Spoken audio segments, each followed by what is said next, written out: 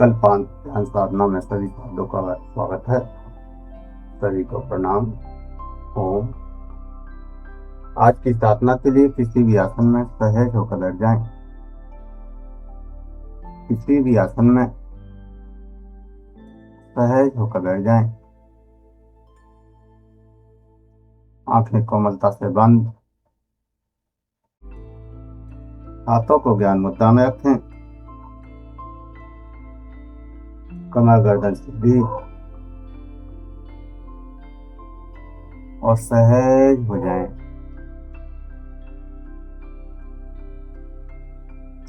सहज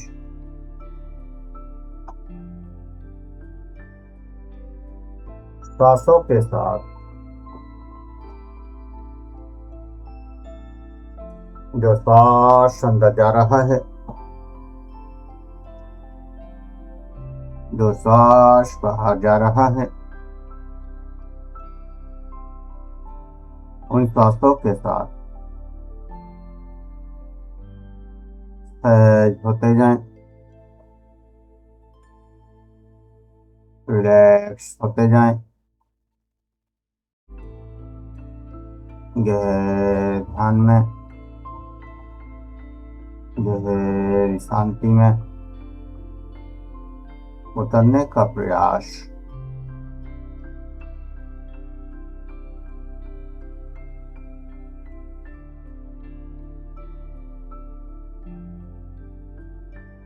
गहरे ध्यान में, गहरी शांति में, गहरे विश्राम में प्रत्येक सांस के साथ डूबते जाना है, खोते जाना है,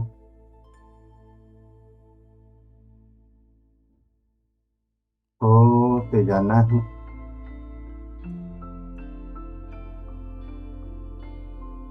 परमात्मा की ऊर्जा शिव के रूप में इस ब्रह्मांड में बिखर रही है। उस ऊर्जा में स्वयं को भरना है,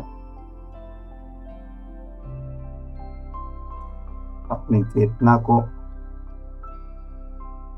उसी तत्व की ऊर्जा से जोड़ना है। चारों तरफ अनंत ऊर्जा का प्रभाव।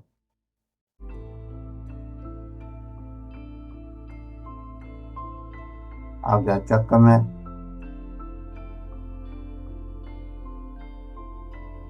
शिव का दर्शन,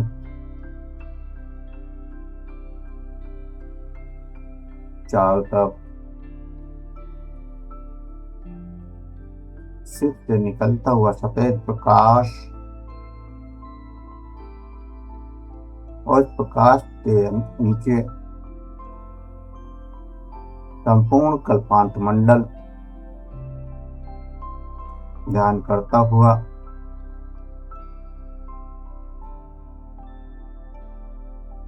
इसके चारों तरफ अनंत साधक एक साथ शिव का ध्यान करते हुए, शिव की ऊर्जा से जुड़ते हुए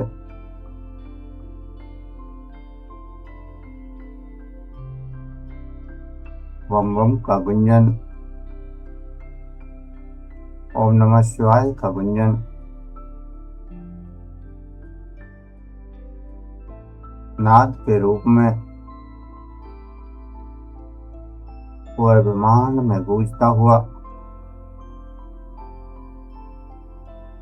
चारों तरफ ओम नमः शिवाय के नारे लगते हुए वह ध्वनि नाद के रूप में हमारे अंदर तरंगे पैदा कर रही है और तरंगों से ऊर्जा सूर्यस्थान से ऊपर की ओर आज्ञा चक्र की ओर जा रही है। आज्ञा चक्र में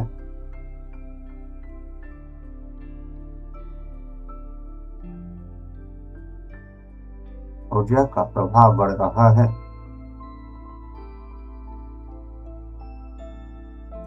अंत जगत का दर्शन हो रहा है।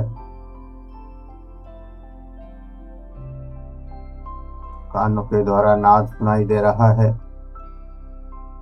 उस नाद के द्वारा शिव की ऊर्जा से जुड़ना है, तरंगों से जुड़ना है।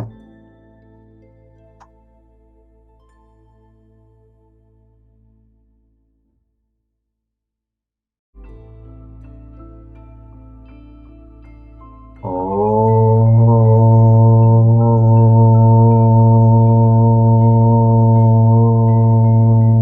नमः शिवाय।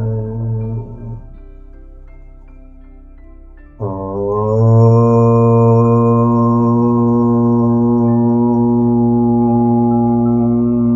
नमः शिवाय।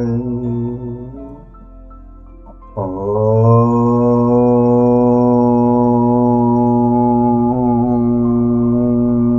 नमः शिवाय। ओम नमः शिवाय।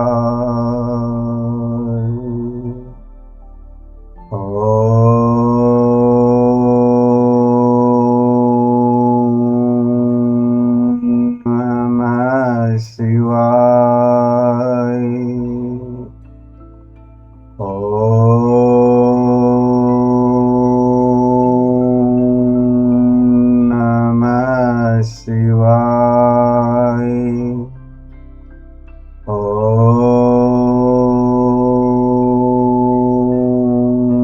नमः शिवाय। ओम नमः शिवाय।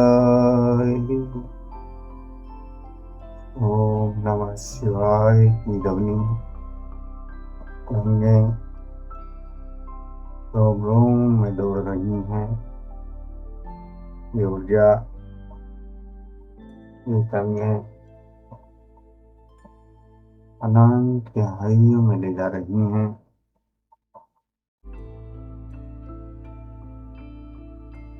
इन गहराइयों में हम शिव के रहस्यों को समझने की कोशिश कर रहे हैं। जैसे शिव की कहानियाँ हमें अध्यात्म के रहस्यों को बताती हैं। कामदेव का तीसरे नेत्र पर आकर भस्म हो जाना, शिव का तीसरा नेत्र जागा और कामदेव भस्म हो गया। कामदेव कोई शारीरिक इच्छा नहीं है, कोई भोग की इच्छा नहीं है। ये तो मन में उठने वाली समस्त इच्छाएं हैं जो बार बार उठती हैं। मुझे ये चाहिए, जैसे मुझे सुख चाहिए, मुझे खुशी चाहिए, मुझे प्रशंसा चाहिए, मुझे सम्मान चाहिए, मुझे धन चाहिए, मुझे गाड़ी चाहिए, मुझे मकान चाहिए। और इन भौतिक इच्छाओं से आगे फिर आध्यात्मिक इच्छाएं भी कि मुझे मुक्ति चाहिए, मुझे परमात्मा चाहिए, मुझे ध्यान चाहिए, मुझे समाधि चाहिए, मुझे योग चाहिए। ये समस्त इच्छाएं सब कामदेव का रूप हैं। और जब ये मन में उठती हैं और हम इनके अनुरूप क्रियाएं प्रतिक्रियाएं करने लगते हैं, तो ये अनियंत्रित हो जाती हैं। जितना हम इनके पीछे दौड़ते हैं उतना ही ये तीव्र होती जाती हैं।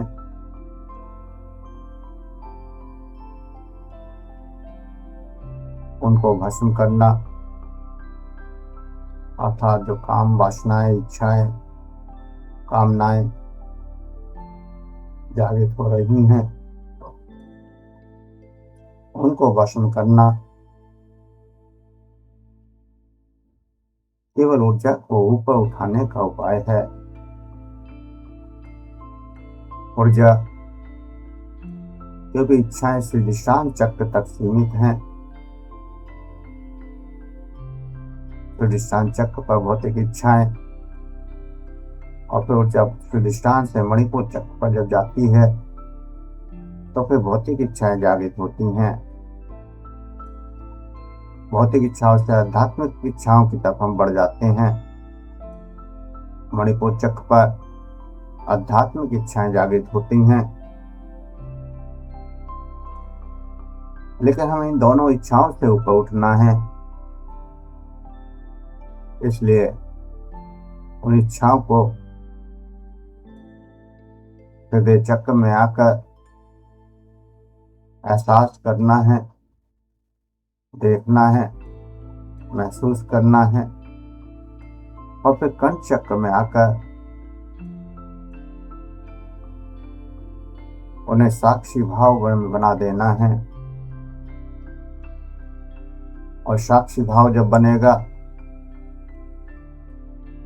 तो वही समस्त इच्छाएं आगे चक्र तक जब ऊर्जा पहुंचेगी तो वह विमान में विलीन हो जाएंगी, अर्थात कामदेव भस्म हो जाएगा।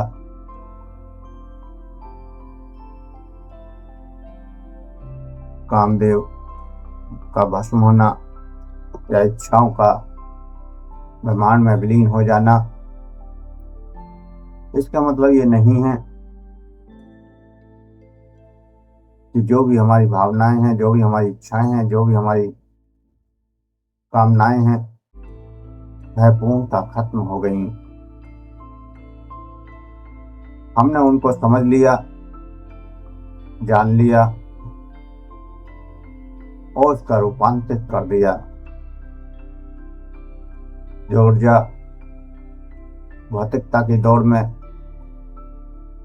व्यर्थ हो रही थी वही ऊर्जा अब परमात्मा के ध्यान में लगने लगी और हमारे अंदर परमानंद का अनुभव होने लगा।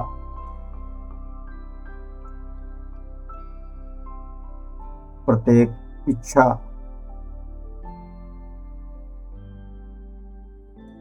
चाहे कोई भी इच्छा क्यों ना हो, चाहे भौतिक हो चाहे आध्यात्मिक, उसको पहचानना है, जानने का प्रयास करना है और जानकर दिमाग में विलीन कर देना है।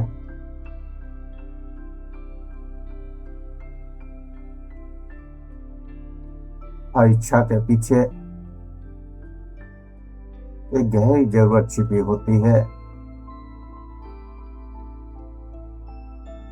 या फिर कोई डर छुपा होता है। लेकिन जब इच्छा उठे तो एक सवाल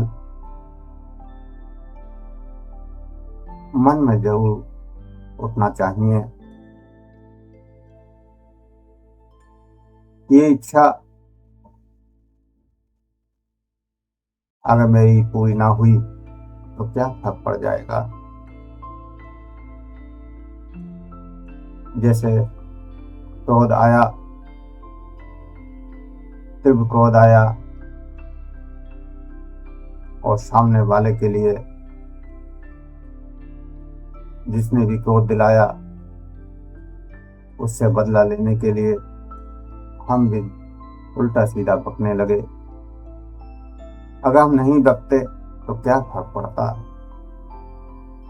या हम उसके द्वारा दिए हुए शब्दों को स्वीकार ही ना करते तो क्या फर्क पड़ता। सामने वाला हजारों गालियां दे रहा है, और जब तक हम उसे स्वीकार ही नहीं कर रहे ये हमें कह रहा है, तो क्या फर्क पड़ता है? कोई फर्क नहीं पड़ता। अगर सब कुछ स्वीकार कर लिया तो कोई फर्क नहीं पड़ता है।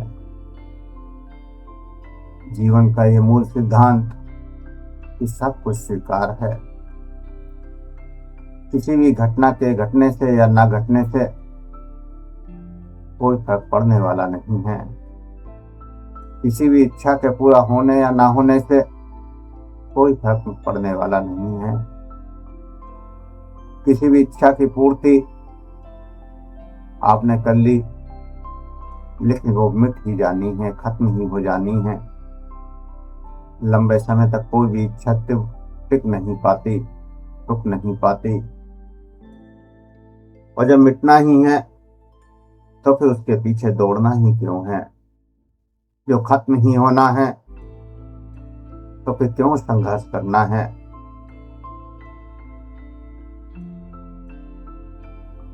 ये शरीर और शरीर के द्वारा इकट्ठा किया हुआ सब कुछ एक दिन मिट जाना है। रिश्ते नाते संबंध सब मिट जाने हैं। धन दौलत महल सब मिट जाने हैं। मान सम्मान इज्जत सब खत्म हो जाने हैं। किसी ने चाहे अपमान किया, चाहे मान किया, चाहे कुछ सम्मान दिया, सब इस शरीर के साथ खत्म हो जाना है। लेकिन उन्हीं बातों को हम अंदर गहराई में उतार कर जीवन भर दुखी होते हैं। उन्हीं इच्छाओं को दबाकर हम बार दौड़ते हैं, और वही इच्छाएं जीवन भर कष्ट देती हैं। यही इच्छाएं हमारी स्वामी बन जाती हैं। हम इनके केवल नौकर बनकर रह जाते हैं। हमें इन इच्छाओं का मालिक बनना है। ये इच्छाएं जैसा हम कहें वैसा चलें, जिस रूप में हम चाहें उस रूप में आगे बढ़ें। एक तरह से ऊर्जा का परिवर्तन करना है। इच्छाएं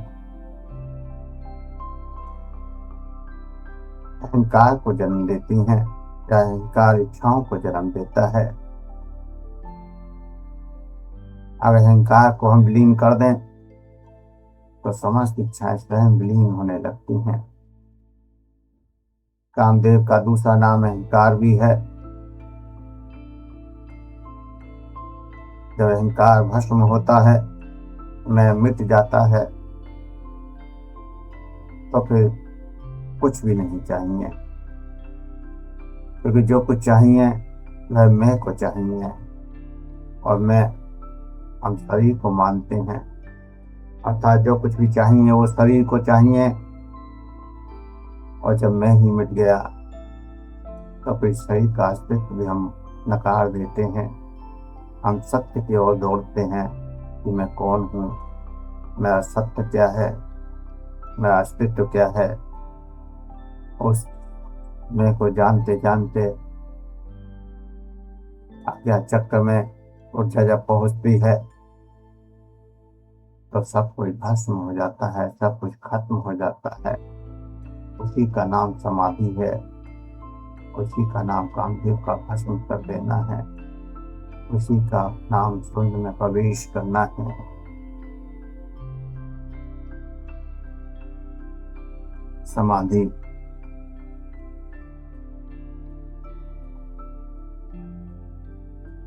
समाधि एक अवस्था में ठहर जाना है। मन की अवस्था है, मन की अवस्था में ठहर जाना, शून्य की अवस्था में ठहर जाना, जहाँ मन के विचार विलीन हो चुके होते हैं, शरीर का एहसास खत्म हो चुका होता है, जहाँ केवल शून्य की अनुभूति होती है, जहाँ स्वयं का अस्तित्व मिट जाता है। चेतना चेतन से अवचेतन और अवचेतन से अचेतन में पहुंच जाती है। जैसे गहरी नींद में, जब गहरी नींद में होते हैं तो उससे पहले विचार चलते हैं और उससे पहले हम चेतनता में होते हैं। तो चेतनता से जब बिस्तर पर लेटते हैं तो विचारों का अंबार शुरू होता है। आज ये किया, वो किया, कल ये करना है, फलाना ढुंका, दुनिया भर के विचार, दुनिया भर की इच्छाएं, दुनिया भर की वासनाएं, दुनिया भर की कामनाएं उस समय प्रकट होती हैं और स्वप्न के रूप में भी वो आपके सामने प्रकट होंगी। लेकिन स्वप्न की अवस्था केवल 2 या 3 मिनट की होती है। अब चेतन में हम केवल 2 से 3 मिनट, ज्यादा से ज्यादा 5 मिनट रुक पाते हैं। उसके बाद हम अचेतन में चले जाते हैं, शून्य में चले जाते हैं, गहरी नींद में चले जाते हैं। लेकिन यह घटना हमारे अनुभव से परे होती है। हम उसका अनुभव नहीं कर पाते। उस शून्य का, उस निंदा का, यहाँ सब कुछ मिट चुका होता है। ध्यान में गहराई में जब हम उतरते हैं तो शुरू में चेतनता में होते हैं, शरीर का आभास होता है, शरीर के साथ हो रही प्रतिक्रियाओं का एहसास होता है। और फिर अचेतन में जब पहुंचते हैं तो विचार चलने लगते हैं, इच्छाएं प्रकट होती हैं, कामनाएं प्रकट होती हैं। लेकिन फिर वो जब धीरे धीरे चेतना ऊपर की ओर उठती है, शरीर स्थिर रहता है, शरीर का एहसास धीरे धीरे मिटने लगता है। और धीरे धीरे जब चेतना ऊपर उठ रही है, कंचक तक पहुंची, तो शरीर का एहसास मिट चुका होता है। और जैसे ही चेतना हृदय चक्र को पार करती है, विचार भी विलीन होने लगते हैं, खोने लगते हैं। इच्छाएं, वासनाएं, कामनाएं सब मिटने लगती हैं। हलाहल विष की तरह वह कंठ चक्र से ही खत्म होने लगती हैं। और फिर कंठ चक्र को जब ऊर्जा पार करती है तो शून्य में प्रवेश कर जाते हैं। न शरीर का पता है, न स्वास्थ्य का पता है, न विचार का पता है, न मन का पता है। हम कहाँ हैं ये भी नहीं पता, लेकिन हम हैं इतना पता होता है। नींद में हमें ये नहीं पता होता कि हम हैं, लेकिन ध्यान में, समाधि में हमें पता होता कि हम हैं। वहाँ ना कोई विचार होता है, ना शरीर होता है, ना कामनाएं होती हैं, ना इच्छाएं होती हैं, ना वासनाएं होती हैं। कामदेव भस्म हो चुका होता है,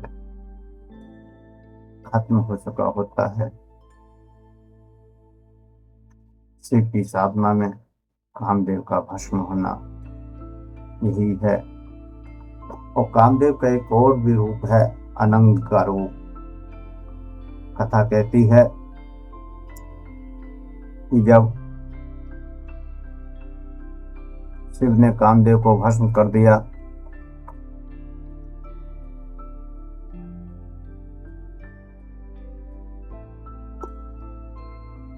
तब कामदेव की पत्नी रति ने शिव से प्रार्थना करी कि प्रभु कामदेव को जीवित करिए।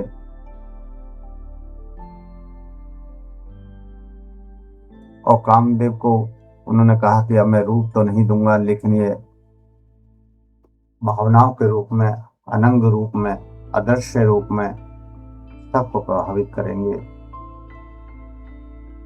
तो वह अनंग रूप विचारों के रूप में हमारे सामने प्रकट होता है, भावनाओं के रूप में प्रकट होता है, आदर्श रूप में, सूक्ष्म रूप में प्रकट होता है। जब जब इच्छाएं तीव्र होती हैं, प्रसन्न की कामदेव की ऊर्जा जाग रही है, चाहे वो इच्छा कोई भी क्यों ना हो। तुरंत उसको साक्षी बनकर देखें, गहराई से देखें, भाव से देखें और उसको मिटने दें। क्योंकि कोई भी इच्छा आपको तृप्त नहीं कर सकती, कोई भी इच्छा मुक्त नहीं कर सकती। और जब उससे कुछ मिलना ही नहीं है तो क्यों उसके पीछे दौड़ना। तो गहरे ध्यान में उतरते जाना है, उस परम ऊर्जा से आगे बढ़ना है और अनंत शिव की ऊर्जा में समाहित हो जाना है। जो भी भाव, जो भी विचार, जो भी अंदर क्रियाएं प्रतिक्रियाएं हो रही हों, वो समस्त क्रियाओं को, प्रतिक्रियाओं को विलीन होने देना है। परमात्मा शिव की ऊर्जा चारों तरफ बिखर रही है। उस अनंत ऊर्जा में, उस अनंत प्रकाश में डूबते जाना है, डूबते जाना है, डूबते जाना है। गहरे ध्यान में, गहरे ध्यान में डूबते जाना है, डूबते जाना है, डूबते जाना है, डूबते जाना है, डूबते जाना है, डूबते जाना है। ओम नमः शिवाय की तरंगें चारों तरफ गूंज रही हैं, उनका एहसास करते हुए होते चले जाना है, होते चले जाना है, होते चले जाना है। तो जाना, तो जाना, तो जाना।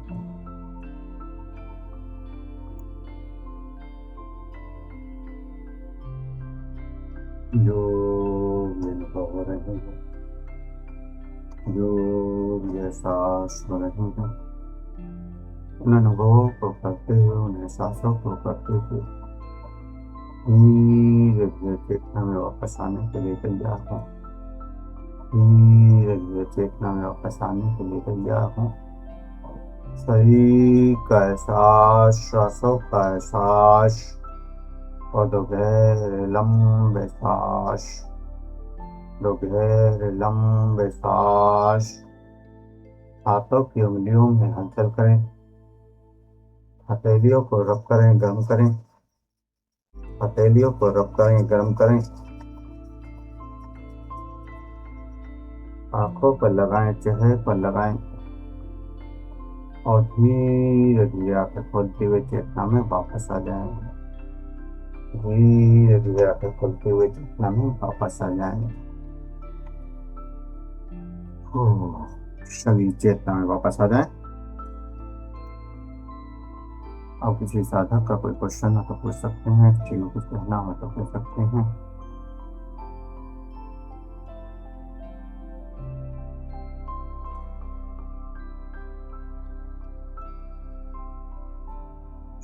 किसी का कोई क्वेश्चन नहीं है तो आज के लिए इतना ही।